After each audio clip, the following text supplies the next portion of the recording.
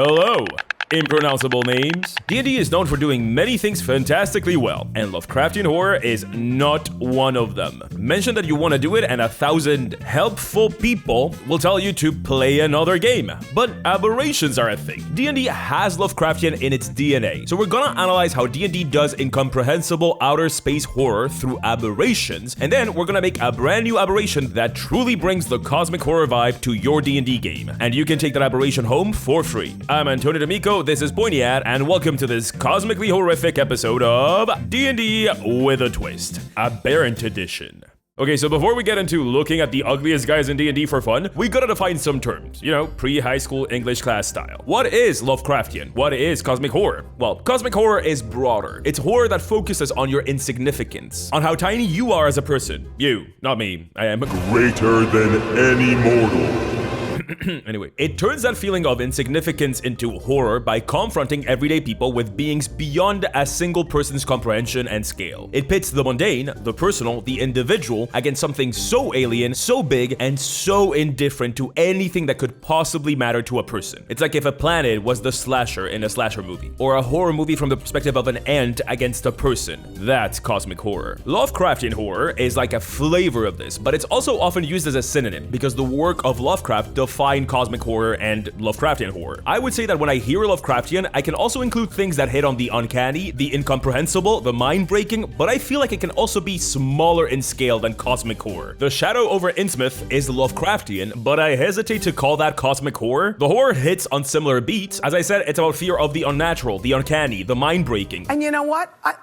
What was that? Reveals that break down everything about how the protagonist thinks the world works. But it never goes like universe-spanning thread levels of cosmic. Don't get me wrong, Lovecraft has done that. The Call of Cthulhu is the most well-known example. He has done what we would now call cosmic horror, but his horror isn't always that. And I'm way more interested in that, in the human drama phase with the incomprehensible and the mind-breaking, than I am in, Grodenar, the breaker of stars. Also, since we're talking definitions and the guy himself, and because it's important to talk about this if you're gonna talk about the guy, Lovecraft was, the scientific term would be morally reprehensible, like not of his time, nope. He was bad even for his time. But I don't resent the implication that because the genre was defined by a guy with some awful ideas as to how to name his cat, that means the genre itself is awful. Plenty of authors that Lovecraft would hate have tried their hand at Lovecraftian horror and themes. And also, as opposed to other hack authors of our time, making more cosmic horror stories or even using his name and ideas benefits Lovecraft or his estate in no way whatsoever. He is dead, God bless, and his stuff is in the public domain. So in this particular instance, I humbly propose the Hatsune Miku method. Who created Lovecraftian horror? Hatsune Miku. That's why it's also called Hatsunesque horror. Hatsune Miku, pop diva and international digital superstar, created Lovecraftian horror. Hatsune Lovecraft Miku, creator of Cthulhu. All hail. Okay, so that's cosmic horror and Lovecraft and Vocaloid all covered. We now know the basics. What are aberrations then? Well, aberrations are the Vocaloid fans of the D&D scene. They're not, in any way. I just wanted to say that. As I said, aberrations are the resident cosmic horror representation of D&D, but they don't have to be that, and they often aren't. The whole thing is being unnatural, as in the creature type is sort of an etc. of a categorization. If it's unnatural, it goes into aberration, regardless of if it comes from the distant past. Like the aboleth are thought to come from a galaxy far, far away. Other examples include, oh god, whatever this is. If you know a little bit about D&D creature types, you might realize that this is already kind of shaky grounds for categorization. Like chulls are an aberration, but chulls have been said to be made by, I hate this reason, a wizard. A wizard did it. Or by aboleths, but the owlbear is also supposed to be a mad wizard special, and that's a monstrosity, not an aberration. Nothics, they're also supposed to be yet another wizard special. Wizard. But they are aberrations, like the chulls. How I make sense of this, since origins for creatures change basically with every edition, is much simpler. If it looks wrong, it's probably an aberration. If it looks wrong and it comes from space, it's 90% sure to be one, and the Astral Dreadnought is an outlier and should not be counted. This might sound like I'm being negative towards the creature type and that I hate aberrations being so poorly defined, and that's mostly not true. I do wish we had a clearer distinction, like is made by a wizard a disqualifying thing, or is it not? What is it? But I think that for what aberration aberrations are meant to do for D&D, being poorly defined is kind of a feature. The point of cosmic horror is that it's horrific because it's too alien for us to understand. It's incomprehensible. It's unknowable. If we could flip over an aberration and categorize them like those people that sword baby chickens, that would completely rob aberrations of their Lovecraftian potential. Okay, so we have defined our terms. We got an A on our essay. Look at us. We might pass English at this rate. Now that we know what the hell we're talking about, let's take a look at the aberrations that are actually in the game before we make our own cosmic abomination. I feel like if you're gonna talk aberrations, you need to talk beholders and mind flayers. They're the poster boys of the creature type and also kind of like the whole game. Sure, dragons get to hang out in the ampersand between the double D's, but beholders and mind flayers are D&D originals. They are trademark copyrighted do not steal creations that have influenced popular culture a bunch. Final Fantasy has mind flayers, literal mind flayers called mind flayers, before they realized that maybe they should change D&D's homework a bit before submitting it. John Romero, the indie developer of the little-known video game Daom, copied the beholder, like straight up traced it. These two are D&D's legacy and cultural impact, not dragons. And that's why I made a video on both of them already. So I'll keep it brief here and direct you to check those videos out if you want something more in-depth. So beholders first. They are balls of eyes and paranoia from the Far Realm. The Far Realm is one of D&D's 64 different versions of space, and this one is the spookiest one and the one from which most aberrations come from. Beholders have had a shaky origin story from the moment they got introduced, either made by some weird gods nobody knows about as living CCTV cameras, or being the beautiful babies of the great beholder mom in the sky, or God, a wizard did it. A wizard did it. Anyway, they are very much the prototypical aberration in that they are extremely alien and unnatural in appearance. The many eyes, the non-humanoid body plan, the whole egg business that they dropped, which thank God it was gross, the reproducing from dreams. What is more Lovecraftian than dreams? Call of Cthulhu, anyone? And what is more Lovecraftian than xenophobia? Beholders think that everything that isn't a beholder is lesser than them, to the point where they feel like other beholders are lesser than them. That's the funny thing about beholders and what kind of makes them bad at cosmic horror. For as alien as they look, they really act in a very human way. They are paranoid, they are egotistical, they are narcissists. These are all very human motivations and emotions. But I'm only human. Don't get me wrong, they can be very compelling NPCs because we can understand their motivations, since they operate with motivations and feelings we can empathize with, but empathizing with the monster is kind of the opposite of what you want if you're going for cosmic horror. You want unknowable, beyond comprehension, not for the beholder to be like, I'm scared of going outside, and your players replying, same. Anyway, there's like 3,000 of these beholders, and I made my own. It's what happens when a beholder realizes it is not in fact perfect. Go check out my video if you want more info and to get the stat block for this. It's also in the Arcane Codex, along with like 5,000 more things, link below. Okay, so that's beholders. What about the other poster boys? Mind flayers got a mention in Stranger Things and a whole game to be baddies in, so they've gotten a lot of shine in recent years. They're sort of the opposite of a beholder. Looking at them, they look honestly remarkably human. Humanoid body, front-facing soulful eyes, beautiful fanfic orbs. This is a very easy shape for the human mind to understand. It's a shape that is easy on the eyes. If you're that kind of Baldur's Gate 3 player, you freak. And yet, I think they are better at the cosmic horror thing than beholders are, despite their very normal appearance. Normal in square quotes. Besides, Cthulhu is a thing, and it looks basically like a buff mind flayer, and nobody's calling Cthulhu not Lovecraftian. But anyway, appearance-wise, they might not be particularly alien, but everything else about them very much is. We don't know where mind flayers come from. Aboleths, another aberration that has the best memory in existence, also don't know, which means mind flayer might come from the future. They had a massive empire at one point, greater than any other, that spanned basically all of space, which ticks a lot of cosmic horror boxes. They like to hang out in far space, and what's even more Lovecraftian, their motivations and way of life are completely different from anything resembling human thought and feeling. Mind flayers are a hive mind, a concept that is so extremely inhuman, we immediately think it's awful. Mind flayers have no individuality, they act as one. All directed by a monstrous elder brain. The reason they look humanoid is that they reproduce by parasitizing humanoid bodies. What's that? That's loss of self, mind-breaking revelations, universe-spanning threats, tentacles? You can't get more Lovecraftian than this, except you kinda can. Mind flayers tick a lot of boxes, but one they don't is that we understand them. We know exactly how a mind flayer colony works. We know how their empire used to operate. We know what they want. We know exactly how they go about it. We know. Let me explain why that's a problem. Insects are very alien to to us. Social insects operate basically as a hive mind, ergo the word hive in the name. They have no individuality. They will happily sacrifice themselves for the good of the colony. And yet, they are not Lovecraftian because we get insects. We know too much about them. They are not unknowable. There are things we don't know about mind flayers, but it isn't because we can't understand them due to how incomprehensible they are to us. It's because they are really bad at diplomacy and just won't tell us. That's what I'm missing from mind flayers in the cosmic horror gumbo. This complete and utter incomprehensibility that a Lovecraftian entity exudes is just not there. And I also made a video on them. That video is now infamous for kind of predicting a bunch of Baldur's Gate 3 stuff way before it came out. I think it's a fun time capsule. If you play the game, go take a look if you want to learn more about the babyest Cthulhus. True, you can plop these bad boys down in the Underdark or whatever, but isn't it cooler to see them in their natural habitat? The place where they were at their most powerful before the Gith decided they didn't want to be psychically forced to be interns for some reason? That's right, baby. One Lovecraftian? What about space?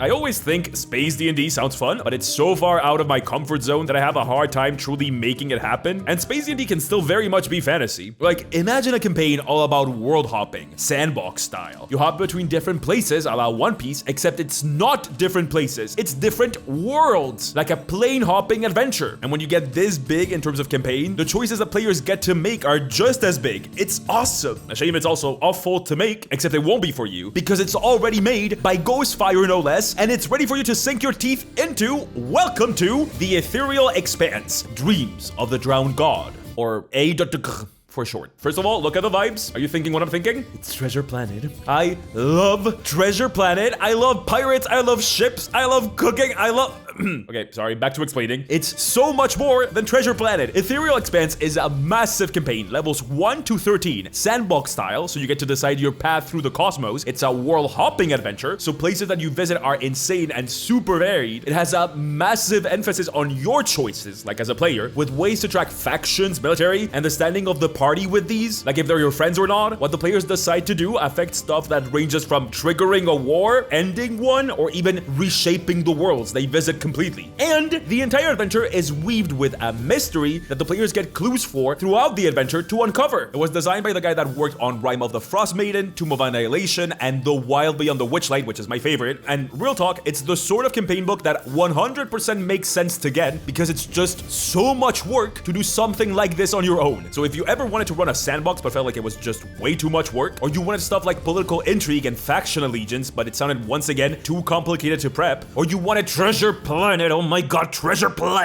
then go back it on Kickstarter right now. The people from Ghostfire have an insanely good track record with their work, and their Kickstarter is happening immediately, like right now. So go check it out if it sounds fun. Okay, we covered the two big ones. We can now get weird. The Aboleth. Let's start with Aboleths. Hi, everybody. Welcome back to the Eel Pit.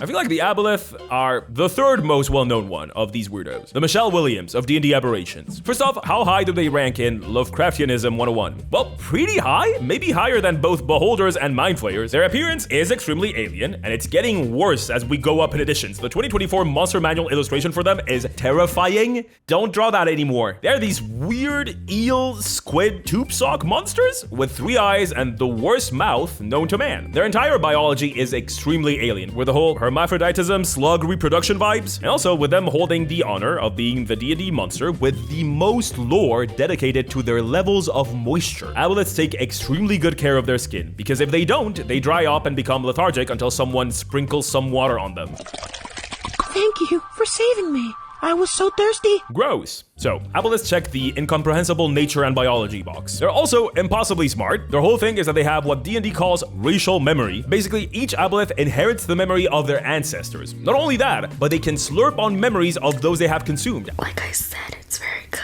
Adding it to their mystical internal hard drive. These slimy boys tend to be quite literally inhumanly smart on account of effectively having the level of experience of someone that has lived for millennia. You know how humans think of themselves as the stewards of Earth, being the most powerful being in it? Aboleths feel the same way. And they have some strong claims to that title, being, impossibly ancient and remembering basically the beginning of time. They just feel like everyone is beneath them, not out of narcissism like the Beholder, but because they legit remember a time where modern gods did not exist yet, and because they they can live forever. Their racial memory is one of, if not the biggest contributor to them feeling so cosmic horror coded. It also adds to the hive mind vibe without actually making it a hive mind, which is novel. Hive minds are kind of tired at this point for me. We've seen it before. Do something else. Do my eyebrows. So the inhumanly smart box has been checked as well. Finally, for the horror, I also feel like these guys have it on lock. It's definitely better than the horror elements of the Beholders. Beholders almost feel campy rather than horrific to me. It's probably the emoji-esque character design of them. So aboleths have them beat. I don't know if aboleths beat mind flayers in horror, but they're definitely playing in the same arena. Remember how I talked about how aboleths love to moisturize and rejuvenate the elasticity of their skin, reinforcing the collagen bonds in the dermis and reducing the appearance of pores? Well, they also do that so they can twist your body into a horrid and unrecognizable unholy mix of human and aboleth whose brain has been modified to serve your new master. That's right, through a specially secreted mucus. You don't know how much the word mucus popped up in the research part of this. I'm sparing you 90% of it. You're welcome. The aboleth secretes some mucus that turns anyone unlucky enough to be swimming in their pond into, say it with me, it's been a minute, I know you missed it, they're interns! Woo! Internship time. This one is like the coolest example of it, and it goes so well with the Lovecraftian angle that I'm allowing it. Aboleths hate land dwellers, but they love interns even more. So they will twist the bodies of land dwellers until they become water wretches that can only live underwater. This basically ensures that they can never escape the aboleth because they literally cannot return to the surface. They're aquatic now. If that wasn't enough, they also turn their brains to mush, making their victims into mindless servants. As I said before, corruption beyond repair, twisting of the body and mind, all of those are extremely common themes in Lovecraftian horror, so we're checking this box big time. For extra points, their whole water theming makes them a shoo-in for this. Lovecraft said he had a phobia of the ocean, self-diagnosing king. It's called thalassophobia, by the way. The term was coined the year Lovecraft himself was born. I checked, but I guess he was too busy being a fool to check for himself. Anyway, because of his fear of big water,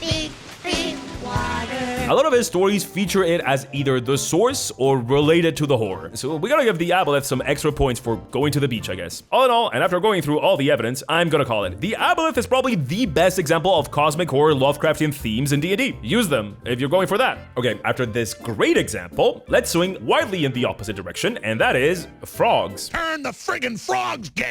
The Slad. The Sladdy really wants to be an iconic D&D monster, guys. They really want to, but they can't because they're just frog furries. Sometimes, no matter how many tantrums you throw, no matter how much of a nepo baby you are, no matter how many entries you get on the monster manual, they get a lot of them in 2024. You just can't overcome bad character design, and the Slad looks like this. It's not going to happen. The Sladdy come from Limbo, which is one of the planes of chaos, and they're supposed to be emblematic of this with extremely mixed results. Limbo is one of D&D's 53 versions of space, just like the Far Realm, so at least they have the cosmic bit down pat, but appearance-wise, they really don't work for Lovecraftian purposes, like even a little bit. They really are just frogs. They are frogs. That's kind of it. The whole thing is made of their color, their society, and I'm really putting air quotes around society, is structured around what Crayola faction each Slad belongs to. Red Sladdy are at the bottom of the Rainbow Frog totem pole. Then comes Big Boy roided out Blue Slad, then Nerd Lord Green Slad, the magic ones, then Gray Sladdy, which just seem to be meanies, and that's kind of it. And finally, the Death Slad, which are also gray in color, accidentally. This Power Ranger-inspired hierarchy seems complex, but it really isn't. These are not really castes. One Slad can turn into the next color most of the time. Real talk, the fact that this whole thing makes so much sense and is so easily understood and summarized is precisely why these don't work as cosmic horror beings, or honestly, chaotic beings. You just can't have color-coded hierarchy if you're going for incomprehensible and alien. Also, as I said, it really goes against what Sladdy are actually going for.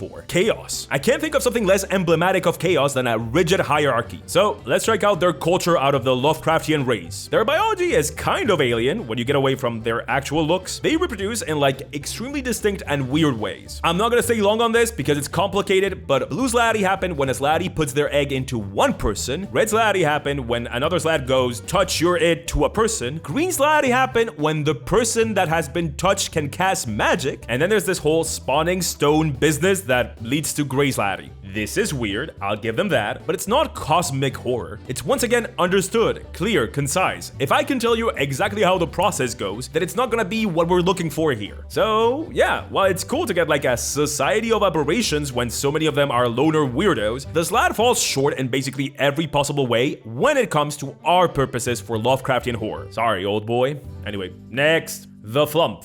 Perfect. They are perfect. Wow, we did it. I guess this video doesn't need anything else. We don't gotta go make our own. We found it. The perfect specimen. Male, female, beyond, anything. That's what perfection looks like. Okay, fine. They don't work even a little bit for the Lovecraftian thing we're going for in this video, but I love them. And they're such an iconic aberration to me that I had to talk about them because I think they don't get nearly enough shine. God knows on this channel I talk about things I don't like. It should be my turn to talk about things I like. So let's go. Flumps look like this. I have drawn them before for this channel. Here they are, right here. I also draw them just for fun. Apparently I just really want a Flump plushie. They're like what happens if a pancake and a jellyfish love each other very much and then they enter a polycule with a slug and a Zeppelin balloon. So, if anything, they take our incomprehensible appearance box for our Lovecraftian playlist and a little bit of the water theming. I'm really stretching it here, but I just really want to talk about them so bad. We don't know exactly where Flumps come from, but it's pretty much agreed on that they are aliens from a galaxy far, far away, again, which is very cosmic. See, I didn't pick them just because I wanted to talk about them. Yes, you did. No, I didn't. Yeah-huh. Nuh-uh. Yeah-huh. Nuh-uh. Yeah-huh. Nuh-uh. Flumps live in the Underdark, and if you know anything about the Underdark, but not about these guys somehow, you might assume that Flumps, just like literally everything else in the Underdark, are just very mean, and they don't go to bed on time, and they don't eat their vegetables, and they want to kill you, and you're wrong! I think that this, other than the funny design, is the reason why I love them so much. In such a, frankly, cartoonishly grimdark and cruel setting as the Underdark, the Flumps perform a key role because they're not awful. I mean it. Grimdark can get so incredibly tiring, it's a fantastic setting to demotivate anyone playing it. It can feel very bad to play. And so having an uncomplicatedly good and nice living thing down there to offer respite, something down there worth saving, something down there that you can talk to and that won't immediately try to make you into mushroom fertilizer, that's not just extremely powerful, it's extremely necessary. Flumps are by nature kind, selfless, and empathetic. They literally feed on emotions and psionic energies, and because of that, they despise cruel and evil thoughts. They are needed for storytelling in the Underdark because otherwise, what are you fighting for? No matter how grimdark the setting is, you need hope in it. And Flumps are hope. I believe that Flumps are our future. Have I gone too far? Maybe. I don't know. I feel very strongly about it. Unfortunately, this thing that really works for them in Underdark settings is also the thing that immediately excludes them from the horror part of what we're looking for. So yes, they don't work for cosmic horror or Lovecraftian stuff. But you know from where this doesn't exclude them? My heart. I love them so much. Mwah. Of course, there are many other aberrations, like the Sneeple, who are more Snee than Eeple, literally just Cthulhu with the serial numbers filed off, and Trisha Paytas' new baby. Honestly, other than aboleths, not many aberrations are hitting that sweet and cosmically terrific spot, huh? So, you know what that means. We've looked at aberrations, we've defined Lovecraftian and cosmic horror. Now, what if we give aberrations a new twist?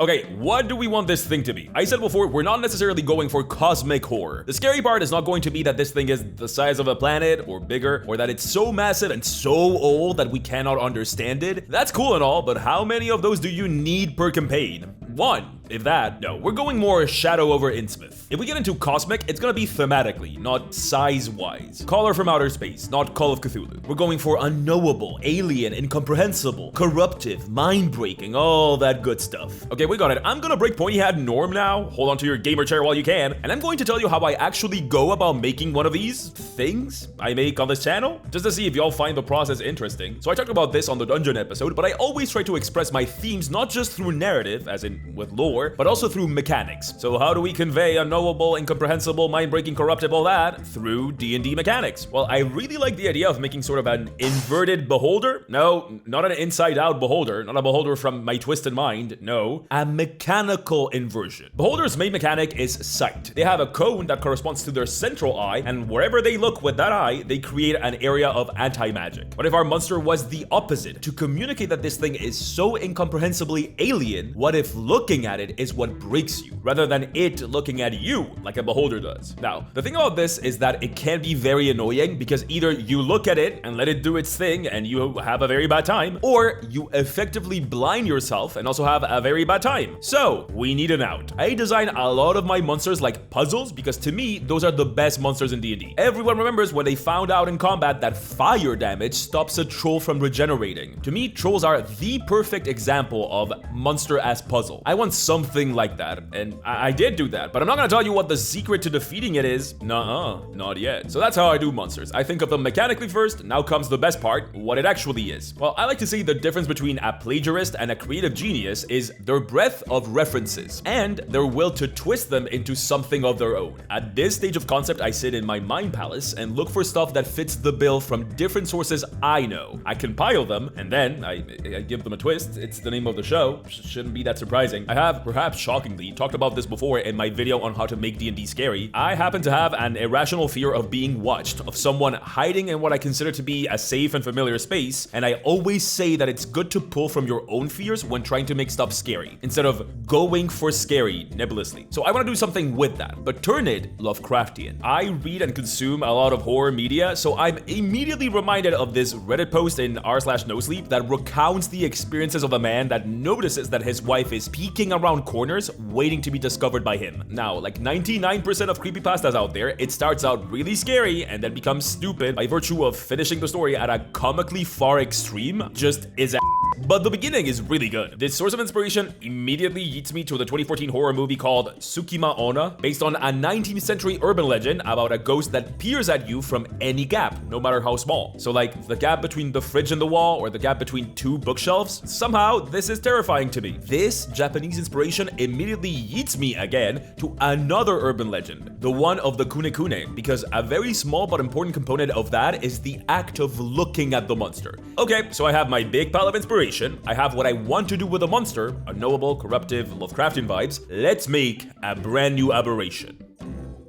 While accounts of the Bilok are few and far between, one would be remiss to assume that this is because they are few in number or not aggressive in their hunting. It is entirely possible we don't know much about this being because they are, on the contrary, particularly good at making those unlucky enough to see them disappear.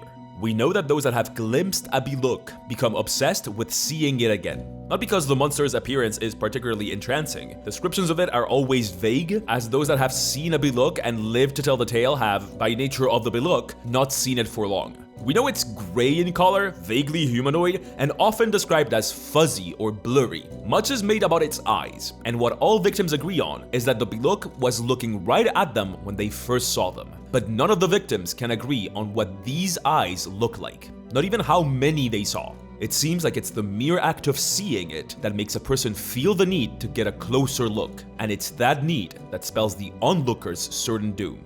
Biloks lie in wait in places where they will be hard to spot, darkened hallways, small cracks, and even in the middle of fields, in the very, very far distance, just at the edge of the horizon. They rely on a mortal's seemingly paranormal intuition of feeling when something or someone is looking at them. The Bilok will stare from its hiding place, for their goal is for their victim to notice them, but not see them outright. A Bilok wants whoever has noticed them to linger, to look closer, to make sure that the silhouette they see crouching by the wardrobe at the edge of their bed is indeed just a pile of clothes.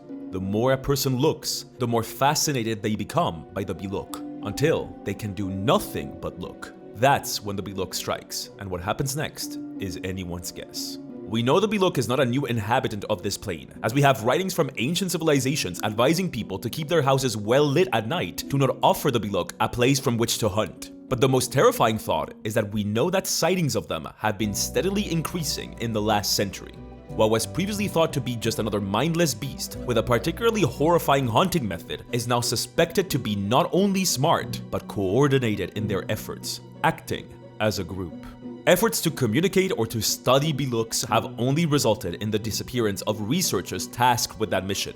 That is how we learn the latest of our findings. Nobody has found a corpse after a Bilok attacks.